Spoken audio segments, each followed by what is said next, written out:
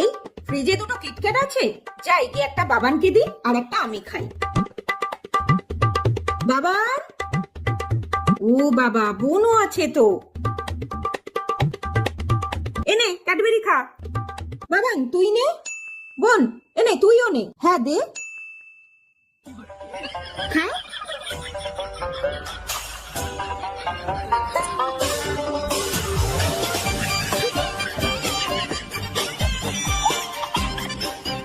বোন আমায় একটু দিবি? হ্যাঁ দেবো তো, এনে।